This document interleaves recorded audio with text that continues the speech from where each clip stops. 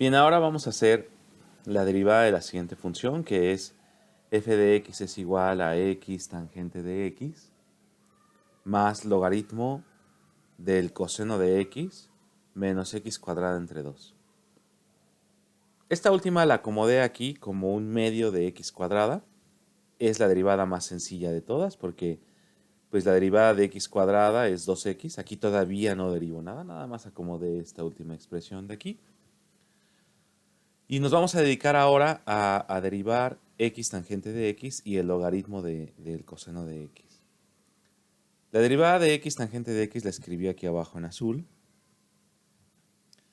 Es una regla de la multiplicación, por lo tanto se pone el primero y se deriva el segundo. Y luego al revés, se pone el segundo y se deriva el primero. Y aquí en rojo apunté las reglas de la tangente de x y de la derivada de x con respecto de x. La de la derivada de x con respecto de x es 1, o sea que va a quedar 1 por tangente de x, tangente de x. Y la derivada de la tangente de x con respecto de x es la secante cuadrada de x, por lo tanto aquí en lugar de colocar derivada de la tangente de x con respecto de x, coloco secante cuadrada de x. Muy bien, eso ya es la primera, x tangente de x. Ahora es más otra derivada. Entonces vamos a ver esa derivada, que es la derivada del logaritmo del coseno de x. La derivada del logaritmo del coseno de x se hace con la regla de la derivada del logaritmo de x.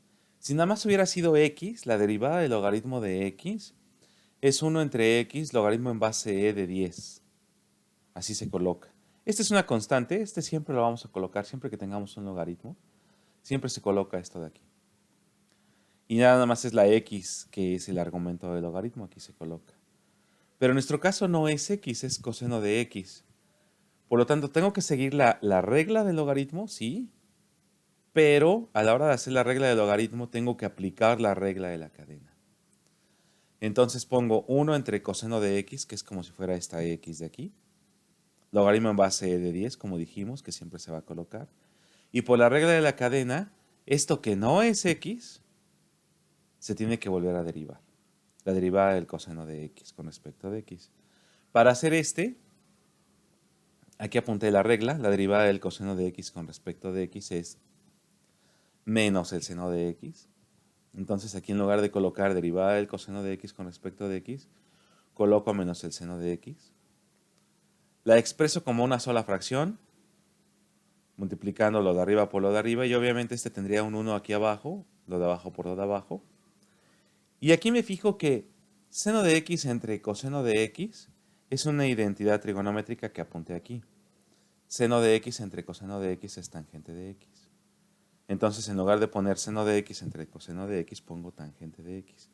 Este logaritmo en base e de 10, que está en la parte de abajo, sigue quedando en la parte de abajo. Muy bien, ya por último, colocamos toda la expresión. Estas dos primeras, si recordarán ustedes, fue resultado de la primera x tangente de x. Aquí está.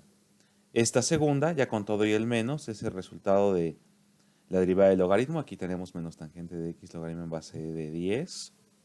Aquí está. Y ya derivé la x cuadrada, que recordarán que había al principio, la x cuadrada, por el 1 medio. El 1 medio sigue estando aquí. Y su derivada es 2x.